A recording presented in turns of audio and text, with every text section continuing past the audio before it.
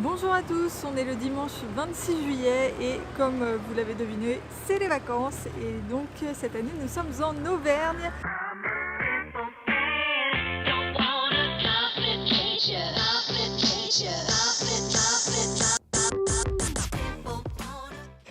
Là on est à La Chaise-Dieu, c'est la première visite des vacances. On va commencer par l'abbatiale qui se trouve juste derrière. Alors je vais vous la montrer de face plus joliment. Hop, la voici, elle est gigantesque et on va rentrer à l'intérieur pour la visiter. Alors je profite d'être dehors, on a presque fini la visite et là on est dans une cour donc, qui est juste à côté du bâtiment. Donc je vous montre, voilà l'abbatiale derrière moi. La visite est hyper bien, il y a un audio guide qui est très bien fait.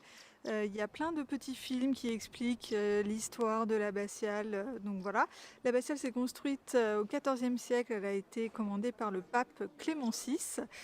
Et on visite donc pas mal de trucs à l'intérieur, donc notamment l'abbaye avec une fresque de danse macabre qui représente la peste noire des XIIIe, XIVe siècle.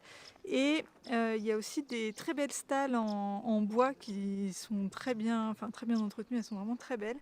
Il y a également une autre salle avec des tapisseries du XVIe siècle. Il y a 14 tapisseries en tout qui ont été réalisées à la demande de l'abbé de l'époque qui était Jacques de Saint-Nectaire, comme le fromage. Et c'est des tapisseries qui représentent des scènes de la Bible. Et on a à chaque fois une partie centrale avec une scène du Nouveau Testament et deux parties latérales avec des scènes de l'Ancien Testament. Et pour terminer, donc la dernière chose qu'on visite, c'est le cloître que vous voyez derrière moi. Et j'ai oublié de vous préciser que dans l'église en fait, qui est attenante à l'abbatiale, il y a tous les ans un festival de musique classique. Donc cette année, il a pu avoir lieu. C'est un festival qui est très connu. Et maintenant, on se balade dans les rues de la Chaise-Dieu. Donc c'est une ancienne ville fortifiée. Donc là, on est sur la rue où il y avait les anciennes remparts. Et vous voyez qu'il y a des restes de bâtiments historiques. Et là, dans le fond, on a l'abbatiale. Il y a plein de vieilles maisons en pierre, un petit peu comme ça, partout. C'est très mignon. Et voici une vue de la ville. Alors en fait, sur la route qui part de la Chaise-Dieu, il y a une aire de pique-nique, voilà, avec des petites tables de pique-nique et tout. Et on a une superbe vue sur la ville et on voit donc l'abbatiale qui se détache très largement de toutes les petites maisons. C'est très joli. Et pour terminer la journée, on est au plan d'eau de la Chaise-Dieu, donc vous voyez derrière moi. Donc c'est un plan d'eau aménagé avec une plage artificielle. C'est pas très grand, mais il n'y a pas beaucoup de monde, donc voilà, c'est assez sympa. On peut aussi louer des pédalos et tout. Donc voilà, on va se poser ici et puis la journée va se terminer tranquillement et je vous dis à demain, bye bye. Bonjour à tous, on est le lundi 27 juillet et aujourd'hui le programme c'est le tour des volcans. Donc sous Clermont-Ferrand il y a deux chaînes de volcans et nous on est sur la chaîne côté est, donc c'est pas la plus connue. Et le programme aujourd'hui commence avec le rocher de la Volpi, donc qui se trouve juste derrière moi ici. Donc, vous voyez, c'est un rocher qui est sur une falaise très à pic. On va monter dessus pour voir la vue. Et voilà la vue qu'on a du haut du rocher. Donc on a une très jolie vue sur toute la vallée. Par contre, attention si vous avez le vertige, puisque c'est une falaise qui est très à pic.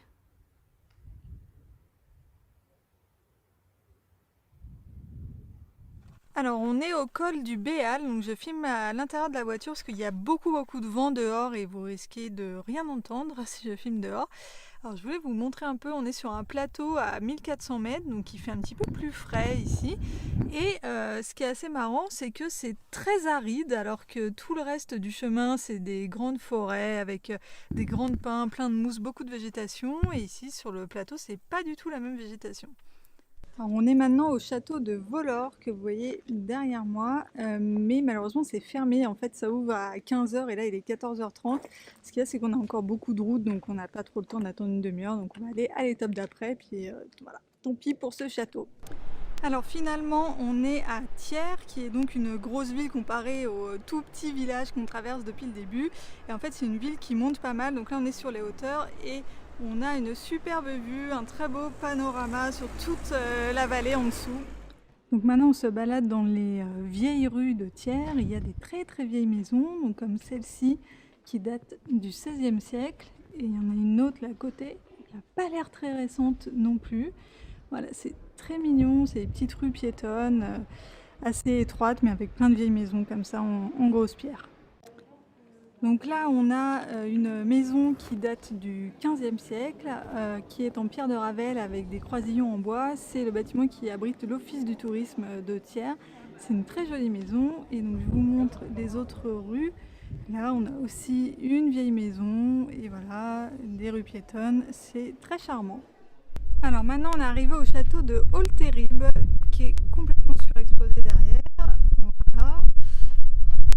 Et malheureusement, il est fermé aussi celui-là. C'est fermé le lundi et le mardi. En fait, c'était pas précisé dans le guide malheureusement. Par contre, on a vu qu'il y avait un petit sentier de randonnée au départ du château. Donc du coup, on va essayer de faire ça à la place de la visite du château. Et je vous fais une petite vue du château. Ça avait l'air assez mignon. Donc voilà, je sais pas trop ce qu'il y a à l'intérieur, mais en tout cas, l'extérieur est plutôt sympa. Il y a un petit parc autour et tout. Avec plusieurs maisons autour. Alors nous voici rentrés. En fait, ce qui est aussi très sympa dans le parcours qu'on a fait aujourd'hui, c'est la route en elle-même, puisqu'on passe sur des cols, tout ça, donc il y a une très jolie vue, on traverse plein de villages qui sont très très mignons, des villes aussi qui sont plus grosses et qui sont très jolies, et puis bien évidemment on passe dans les forêts, donc voilà, la route est très sympa. Et pour finir cette journée, je vais vous montrer la chambre d'hôte où on est, parce que ça vaut vraiment le coup, il y a une vue de taré.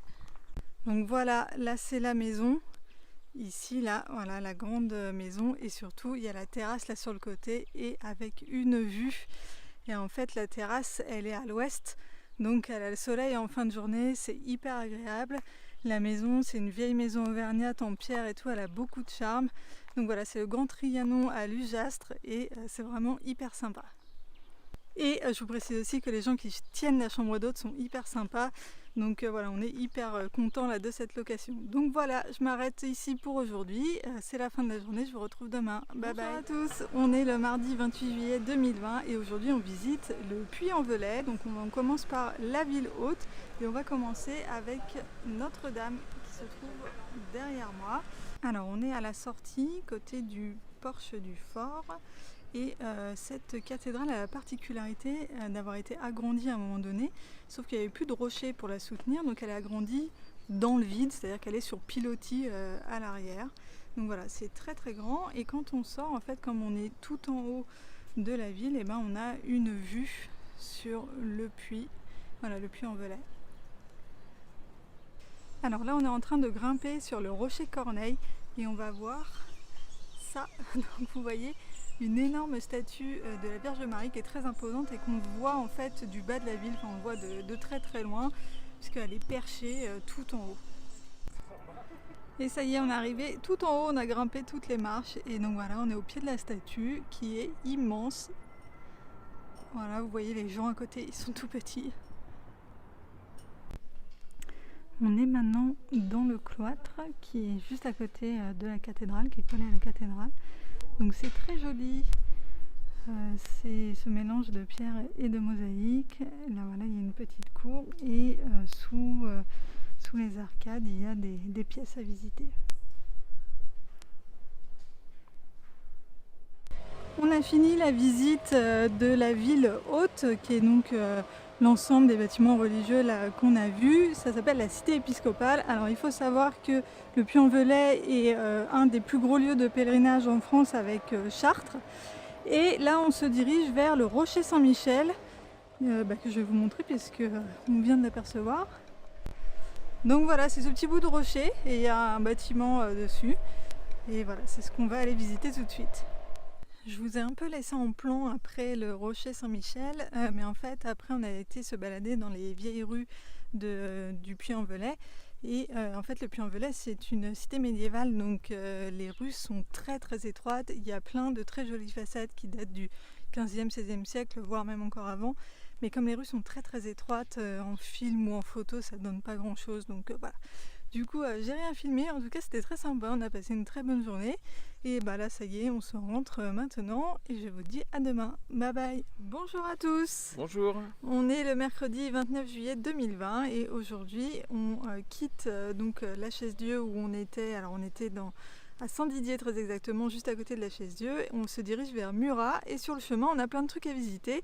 Et donc on commence la journée avec ce très mignon petit village que vous voyez derrière moi qui s'appelle La Vaudieu. Donc c'est un village qui est classé, le village entier est classé. Et voilà, on va visiter ça aujourd'hui. Alors voilà un petit peu les petites rues de La Vaudieu. Donc vous voyez, c'est très mignon, c'est plein de vieilles maisons comme ça. C'est un petit village très charmant. Nous venons de visiter le cloître et l'église abbatiale qui en fait appartiennent au réseau des sites casadéens, c'est-à-dire qu'ils sont affiliés à l'abbaye de la Chaise-Dieu où nous étions il y a 2 jours. Et en l'occurrence, le site de la Vaudieu, le lieu de culte a été construit pour les nonnes, puisque la Chaise-Dieu était pour les moines. Nous voici maintenant à Brioude où on vient de visiter la basilique Saint-Julien que je vais vous montrer dans l'autre sens pour que vous la voyez mieux. Donc là voilà, c'est une très très grande église, tout en pierre comme ça, c'est très joli. À l'intérieur il y a énormément de fresques des 12e et 13e siècles, un petit peu partout sur les murs et surtout sur les colonnes. Donc voilà, la visite était très sympa. On peut aussi mentionner le sol de l'église qui est très intéressant. Il est en galets polis, noir et blanc, qui font des motifs de vagues et d'autres motifs un peu abstraits. Quelque chose qu'on n'a pas l'habitude de voir dans les églises et qui donne aussi du charme à l'édifice. Alors maintenant on se balade dans les vieilles rues de Brioude et il y a beaucoup de maisons très anciennes, plein de maisons moyenâgeuses, un peu comme au Puy-en-Velay. Donc là je vous montre la petite place sur laquelle on est. Donc voilà, on fait le tour des maisons, c'est mignon. On est maintenant à Vieille-Brioude, donc c'est une autre commune que Brioude, et on visite le musée jardin. Donc en fait, autour de l'église qui se trouve derrière moi, il y a un jardin avec des vignes. Donc là, c'est les vignes qui sont au pied de l'église. Et apparemment, dans le reste du jardin, il y a des plantes médicinales et ce genre de choses. Donc on va aller voir ça. Alors voilà le petit bout de jardin qu'il y a derrière. Donc il y a en effet plein de plantes, de fleurs. Il y a aussi quelques plants de vignes, il y a des arbres fruitiers. Sur le côté, il y a l'église qui malheureusement est fermée, sans doute pour des raisons de coronavirus. Malheureusement, il y a beaucoup de choses qui sont fermées ou partiellement fermées dans la région. Et là, dans le jardin, il y a aussi donc, ce genre de choses, des vieux outils d'exposer. Ce sont les outils qui étaient utilisés par les vignerons voilà, pour faire le vin, récolter les vignes, etc. Donc ils sont disséminés un petit peu partout dans le jardin. C'est très sympa cette visite, c'était assez inattendu. En tout cas, voilà, on est content de s'être arrêté ici. On est maintenant à Saint-Ilpize et plus précisément au château de Saint-Ilpize. Donc là je vous montre un bout de façade qui est encore debout, mais en fait le château est complètement en ruine, hein. C'est pas du tout un château qui se visite. Par contre on peut faire le tour et autour il y a aussi plein de petites maisons, des vieilles maisons qui elles sont toujours debout et sont toujours habitées. Je suis en train de faire le montage de la vidéo d'aujourd'hui et je me rends compte que je vous ai laissé complètement en plan comme un cheveu sur la soupe après Saint-Ilpize. Donc après Saint-Ilpize, on a été à Blassac, je vérifie c'est bien ça, oui, et la voûte Chillac où on a visité en fait des très vieilles églises mais il n'y avait rien d'incroyable à côté de ce qu'on avait déjà vu donc j'ai pas filmé. Et donc voilà, là nous sommes arrivés à Murat où nous allons passer plusieurs jours. Donc je vous laisse ici et puis je vous dis à demain pour la suite du programme. Bonjour à tous, on est le jeudi 30 juillet. Alors il y a beaucoup de vent donc je ne sais pas si vous allez bien m'entendre. Aujourd'hui on va grimper sur le Puy-Marie. Donc le Puy-Marie qui se trouve alors derrière moi. C'est bien le bon truc que je monte, oui c'est ça. Donc ça là, ici, donc c'est un des volcans sur la chaîne des volcans d'Auvergne. Donc voilà, la montée est assez rude, mais la vue va être assez sympa. Donc tout au haut du Puy-Marie, on sera à 1700 mètres et on aura voilà, une vue sur tout le reste des volcans, que je vais d'ailleurs vous montrer dès maintenant. Voilà, là on est en bas du chemin de randonnée, on n'est que à 1400 mètres et on a déjà une vue qui est très sympa. Et voilà, ça y est, on est arrivé tout en haut. C'était rude, l'ascension. Voilà, on est à 1700 mètres et on a une superbe vue sur toute la chaîne de volcans. C'est fatigant, mais c'est beau. Donc un côté et l'autre côté. Voilà.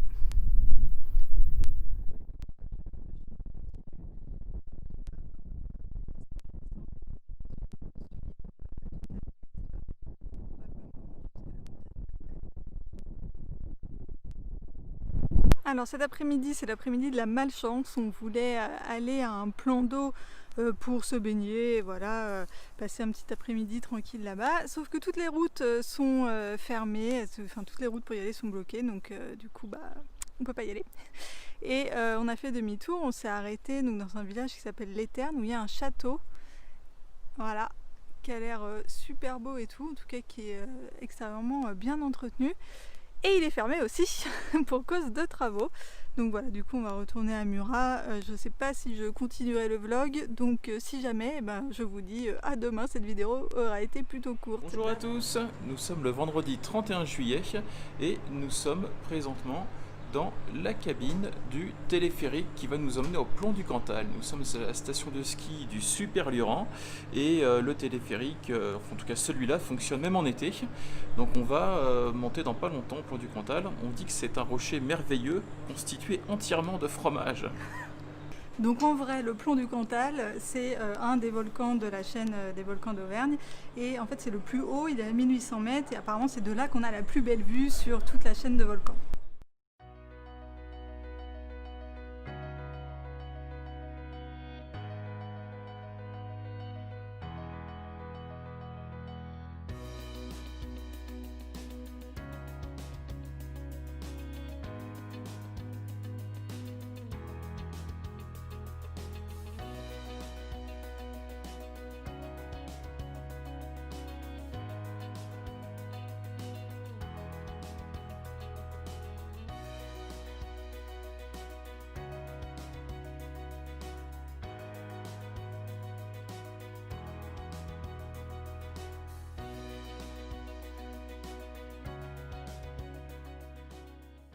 On est maintenant au lac Sauvage, c'est très mignon, c'est hyper sympa. Alors malheureusement on peut pas faire le tour.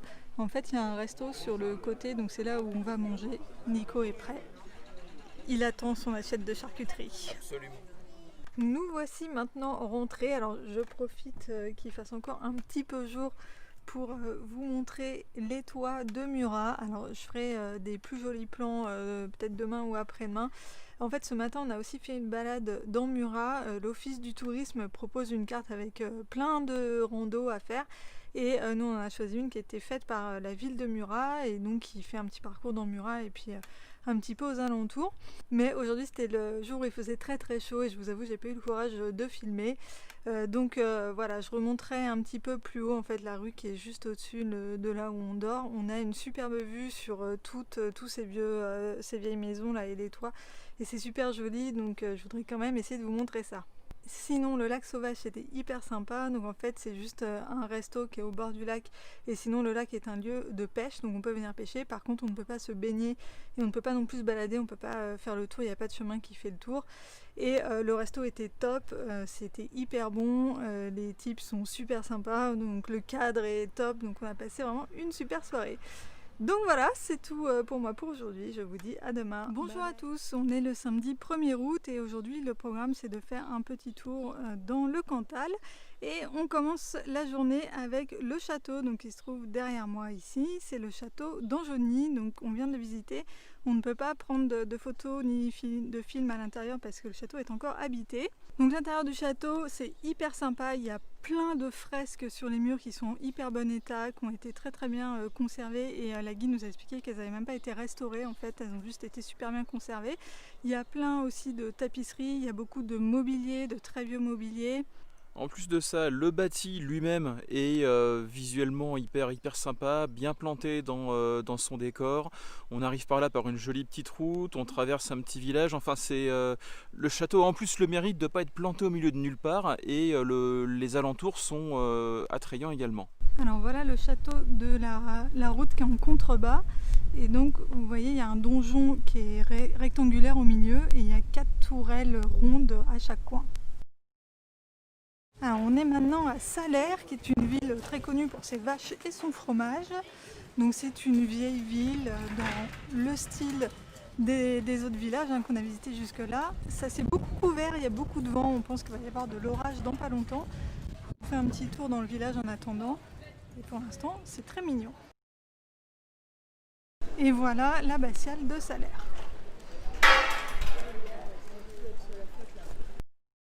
Et voilà le le village de Salers.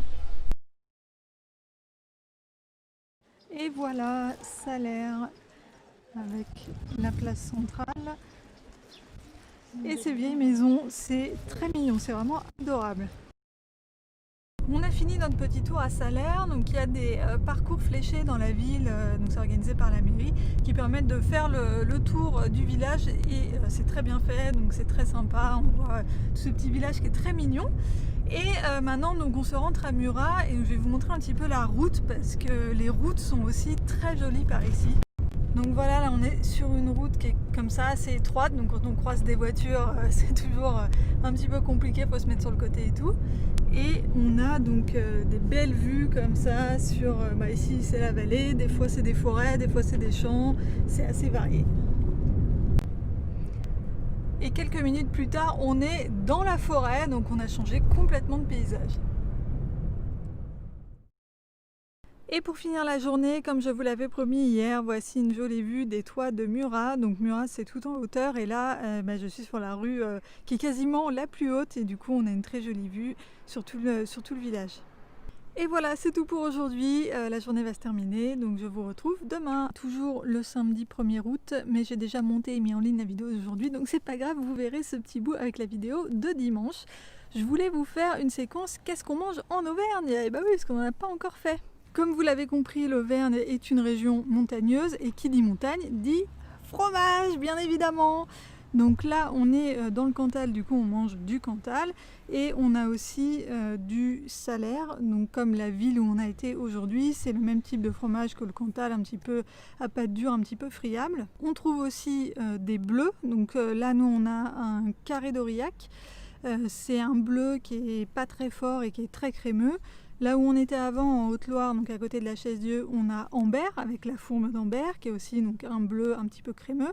Et toujours en Haute-Loire, on avait aussi Saint-Nectaire avec le Saint-Nectaire. Donc là, bon, on n'en a plus, on l'a fini, on avait acheté un petit morceau au début de la semaine, mais il est terminé. Donc c'est un fromage qui est là plus à pâte molle et qui a une croûte grise, un peu douce, un peu comme de la suédine. En Auvergne, on trouve également beaucoup de salaisons et particulièrement du saucisson. En l'occurrence, nous avons ici la fin d'un saucisson qu'on a acheté à la Chaise-Dieu, à la maison Duffieux.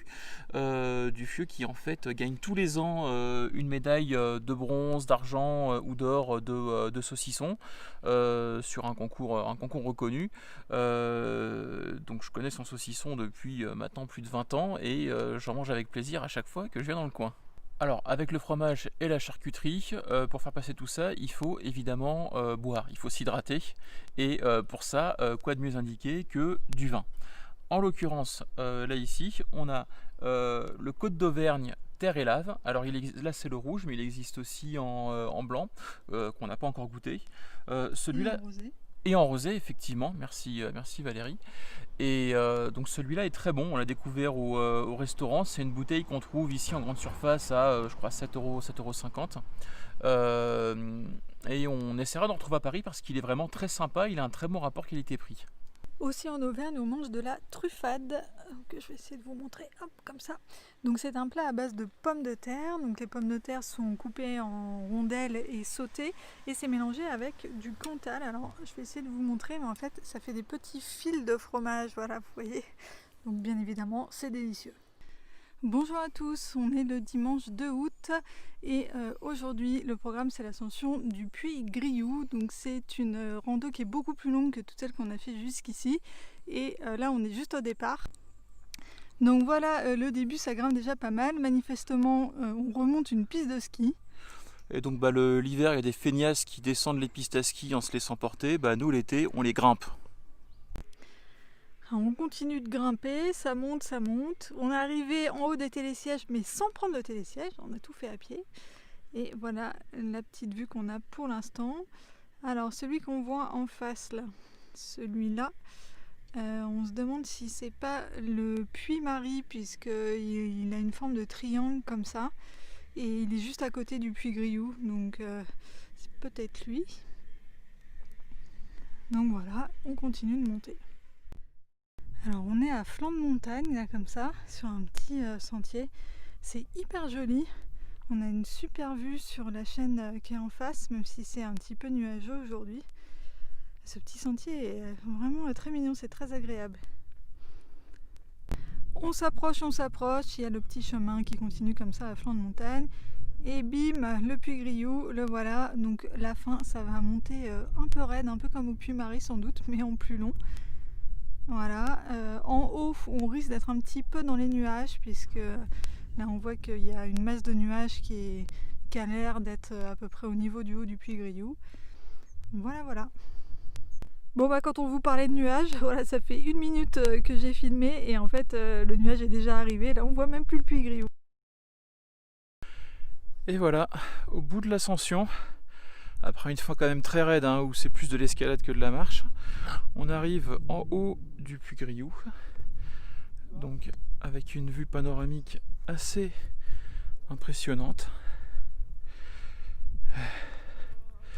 Alors il y a pas mal de brume comme vous pouvez le voir, mais on est quand même content d'arriver tout en haut. Hop là, 360. Et voilà.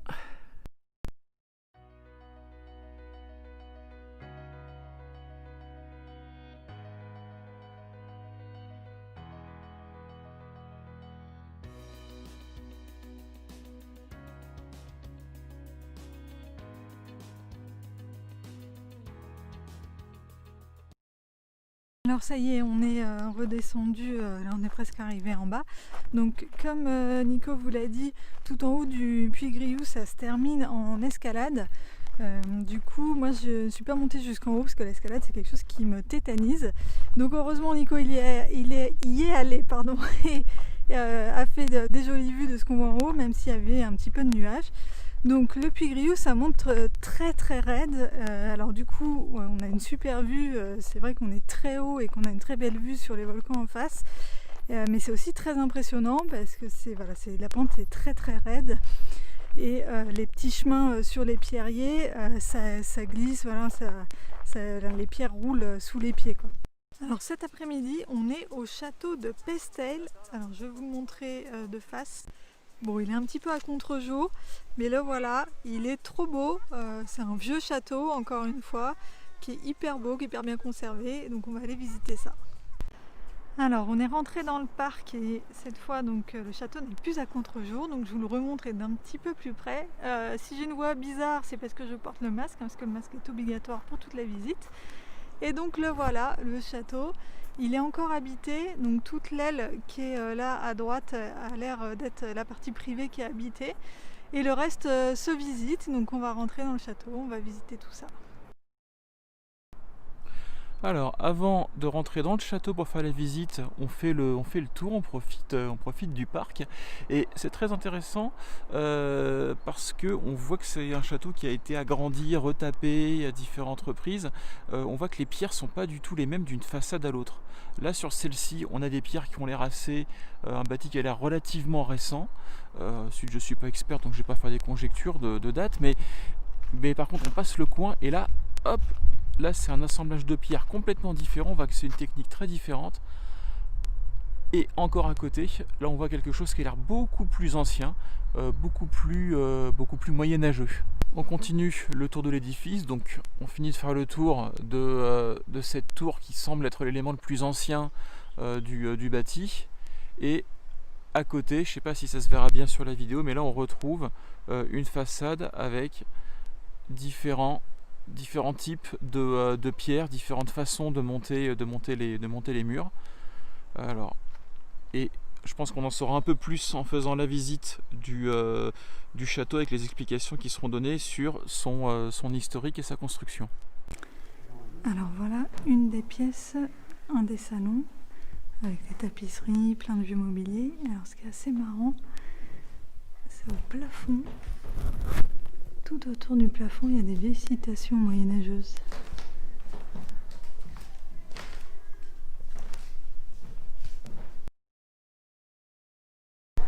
Et au-dessus de la cheminée, il y a une fresque qui représente les 5 sens.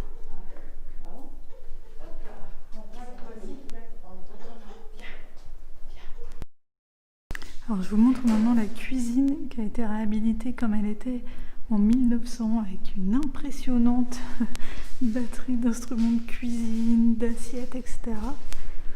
Et dans le château, il y a des personnages en cire. C'est le musée d'Aurillac qui, quand il a fermé, a fait don de statues de cire. On en a déjà vu au château d'Angenis aussi. Dans ces cuisines, on voit de nombreux instruments en cuivre et tout particulièrement ici, on a les toutes premières roues à pizza en cuivre qui ne tournaient pas mais qui permettaient déjà de découper des pizzas rudimentaires. Alors je vous montre maintenant une chambre, donc encore des tapisseries sur les murs, un lit à baldaquin, une cheminée décorée, des tableaux et alors surtout les plafonds. Donc là on est au premier étage et en fait les plafonds sont entièrement peints comme ça, donc c'est peint directement sur le bois. Alors là on est dans le donjon et on a des fresques du XVe siècle sur les murs. Et donc comme au château d'Angenis, les fresques étaient recouvertes, elles ont été découvertes qu'au début du XXe siècle.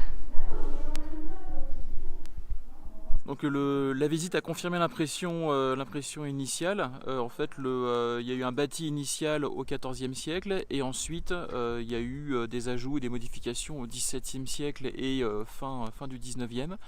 Le donjon du XIVe siècle en particulier, ça c'était vraiment top parce que il se visite entièrement. On monte tous les étages, on voit toutes les salles, on peut aller même jusque sous la charpente. Ça pour une bâtisse de cette époque-là, c'est assez rare. Généralement quand on voit des vieux donjons de cette époque-là, ils sont par terre, on voit un truc carré avec des pierres qui sont encore là. Ah oui, ça devait être grand. Et là, il est debout et on peut le visiter et j'ai trouvé ça incroyable. Donc voilà, la visite était top, vous avez compris. Il y a plein de salles à visiter, c'est assez grand. Il y a plein de vieux mobiliers, il y a des fresques au mur et tout. Donc c'est très sympa ce château. Donc voilà, la journée s'arrête pour aujourd'hui. Là c'est la fin de la journée, on va rentrer et on vous dit à demain. Bye bye. Bonjour à tous, on est le lundi 3 août. Aujourd'hui on a quitté Murat et on est en direction de la Bourboule. Là on a fait un stop à Bar-les-Orgues et donc là on est aux orgues que je vais vous montrer de face pour que vous voyez mieux. Donc voilà, c'est ces falaises en fait qui sont constituées de roches volcaniques et ça s'appelle les orgues puisqu'elles ont des formes verticales comme vous voyez et apparemment quand on tape la roche, elle résonne. On est maintenant au lac Pavin, donc là en fait on est dans un volcan, et enfin c'est le cratère d'un volcan dans lequel s'est formé un lac, donc c'est un lac qui est entièrement naturel. Hein. Et voilà, qui est entièrement dans le cratère. Alors l'eau est très très bleue, bleu turquoise en fait, bleu vert. C'est très très beau. Et il y a un petit sentier qui fait tout le tour du lac, tout le tour du cratère. Maintenant on se dirige vers le château de Murol. Donc je vous montre, on est sur la route qui va y monter. Et donc le voilà. Ah, il est un petit peu sombre là, c'est un petit peu nuageux aujourd'hui. Voilà le château de Murol.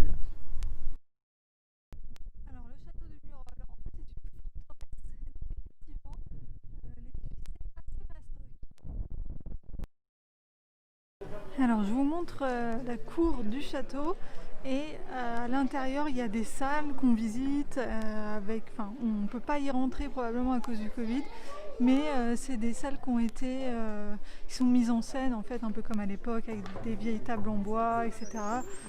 On voit ce qu'on y faisait, donc il y a une salle avec un four à pain par exemple, la salle avec les tables et tout pour manger. Il y a les chambres avec les lits à baldaquin, les pelotes de laine où on tricotait. Voilà, donc le château est assez sympa. Par contre, il y a un monde, on est à la queue leu-leu pendant toute la visite de tout le château. Et voilà, on a fait le tour de la cour.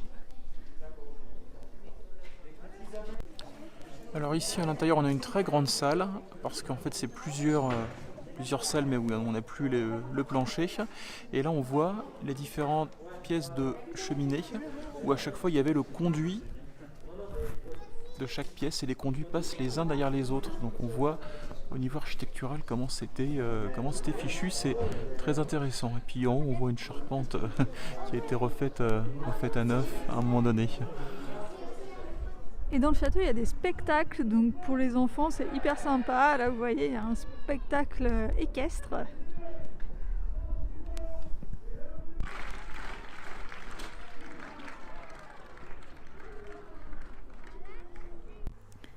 Et pour clôturer la journée, je vous laisse avec cette superbe vue sur les volcans. On est sur la route entre le château de Murol et la Bourboule. Et voilà, la route passe en fait assez en hauteur. Et la vue est absolument magnifique. Et ben voilà, c'est tout pour aujourd'hui et je vous dis à demain. Bonjour à tous, on est le mardi 4 août et aujourd'hui je vous fais la première partie de la vidéo en voix off parce qu'il y avait énormément de vent, j'ai même pas essayé de parler.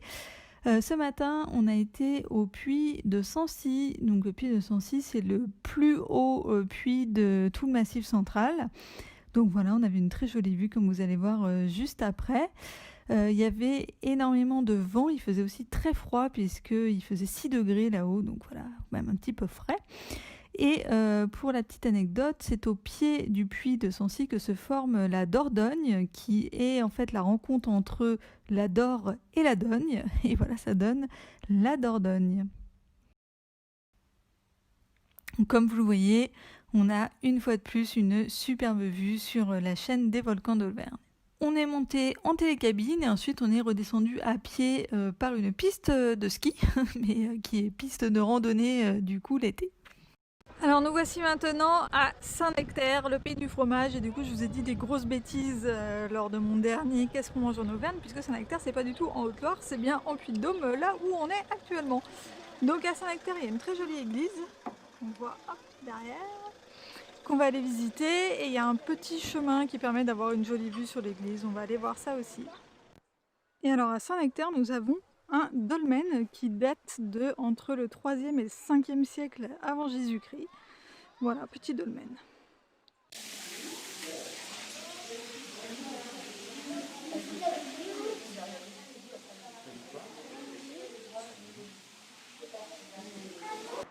Alors le petit bout de film que vous avez vu juste avant, c'est la fontaine pétrifiante que l'on est allé visiter. Alors moi c'est un procédé que je ne connaissais pas du tout, j'avais jamais entendu parler de ça.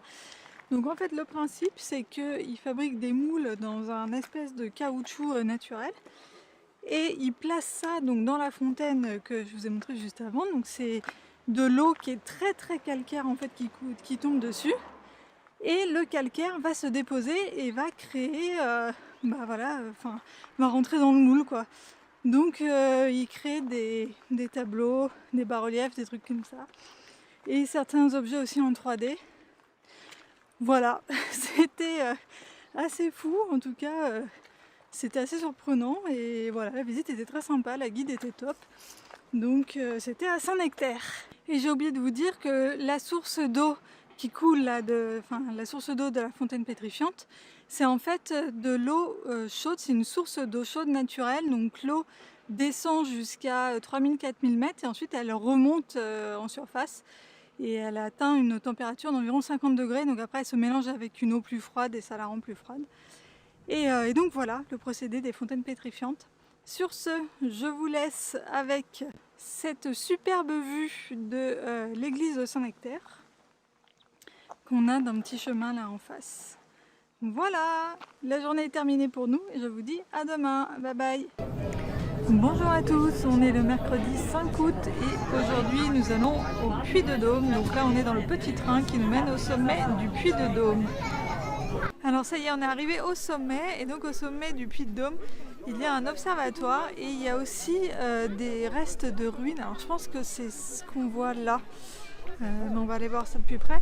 Il y a des restes de ruines de temples romains qui ont été découverts ici.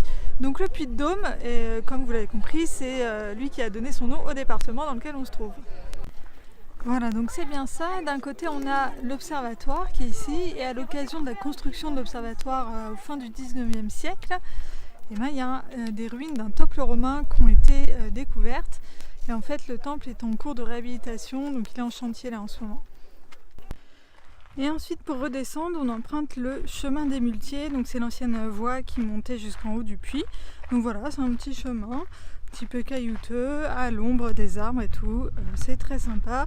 Là on est un peu plus bas, mais de tout là-haut on avait une très jolie vue. Alors nous sommes maintenant à Orcival, où nous avons visité la basilique d'Orcival, que voici. Et maintenant nous allons faire un petit tour dans le village. Je vous montre un petit aperçu là de l'esplanade où on est. Donc il y a des vieilles maisons, des vieilles tourelles, comme dans tous les petits villages qu'on a visités jusque là. Par contre, demain ça va être plus dur.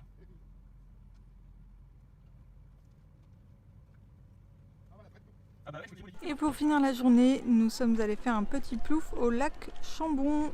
Et voilà, la journée est terminée et je vous dis à demain. Bye bye. Bonjour à tous, on est le jeudi 6 août et aujourd'hui Nico m'a proposé de faire une petite balade très romantique. Nous allons donc aux cascades de Chilosa et le chemin commence avec la déchetterie d'un côté et la station d'épuration de l'autre. Avec ça, je vais conclure. Donc en vrai, passer la déchetterie et la station d'épuration, on se retrouve dans un petit chemin dans la forêt. Donc là par contre c'est très sympa. Et on a des petits bouts de cascade comme ça. Donc on suit en fait la rivière et on va suivre comme ça les petites cascades.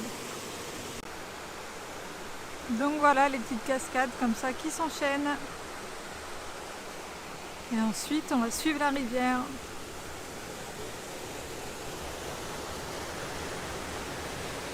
On est maintenant de retour vers Bar-les-Orgues où on va visiter le château de Val qui se trouve derrière. Donc il se trouve en fait sur un lac. Et en fait le lac c'est la retenue d'eau du barrage qui se trouve un petit peu plus loin.